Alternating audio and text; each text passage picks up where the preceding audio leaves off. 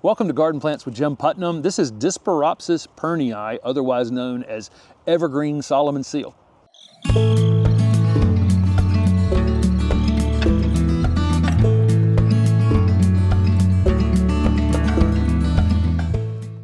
This is Disporopsis pernyi, otherwise known as Evergreen Solomon Seal or Fault Solomon Seal, some folks will call it. It's a herbaceous perennial, meaning it doesn't develop woody stems, but it does stay evergreen. It has kind of an upright arching habit, beautiful long dark green foliage, really great texture plant in the garden. It's very similar to Solomon Seal, and they are in the same plant family, but it is a different genus within that plant family.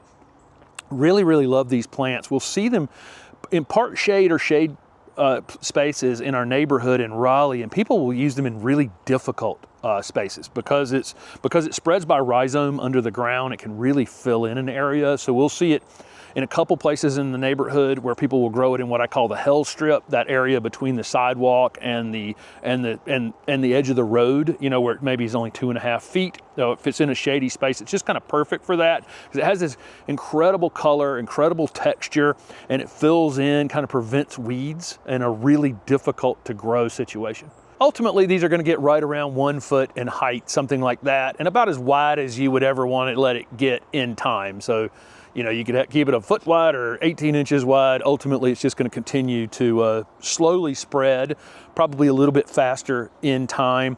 They have this kind of showy, creamy white flower in mid to late spring and into the early summer that has a lemon scent to it. Sometimes you have to look forward a bit. The foliage sits over top of the flowers. The flowers are down along the stems, but they are really interesting, showy flowers. And then that becomes kind of a bluish purple fruit in the fall. These are going to be best in part shade to shade, and they can be in dry shade once they're established. So there's some places over at the Ralston where these are growing in pretty dry conditions, but I think you do have to get them established before. You can't just throw them in the dry shade and leave them there. I think it's going to take a little while for them to become adapted to growing against other root competition and that kind of thing. But once they are, they're quite drought tolerant. So where would we use this Evergreen Solomon Seal? Definitely in a woodland garden. Again, I've seen it used in a part shady space along the street in a really difficult conditions.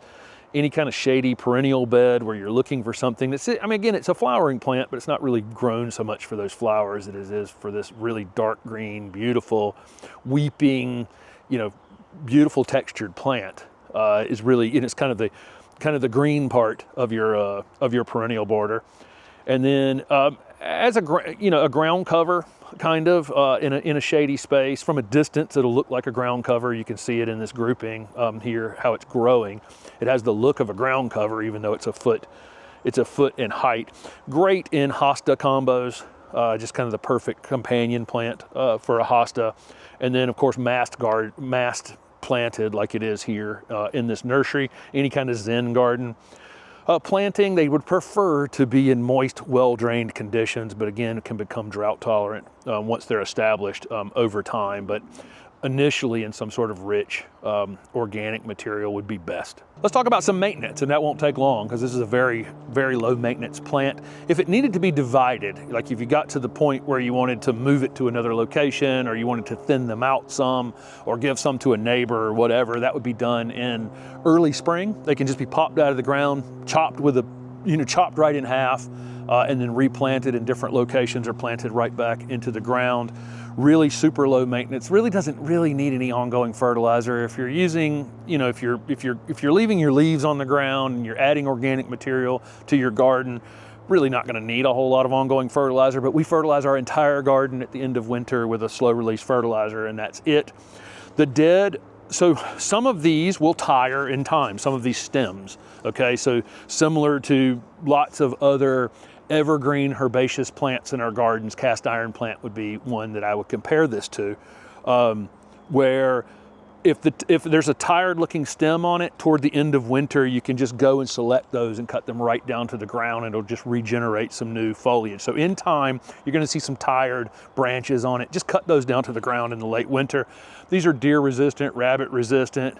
Slugs can be an issue. Anytime you cover a shady space really, really tight, you know, that can end up with some potential slug issues in the garden. But outside of that, really not a whole lot. This plant adds so much texture and interest into the garden on a year-round basis. They're hardy in zone 6 to 9, and anytime we're dealing with a wide span of zones up towards zone 6, they could probably take a bit more sun than they could down in zone 9. So keep that in mind. The further south you are, the more shade these are going to require. So this is Evergreen Solomon Seal or Fault Solomon Seal. Thanks for watching.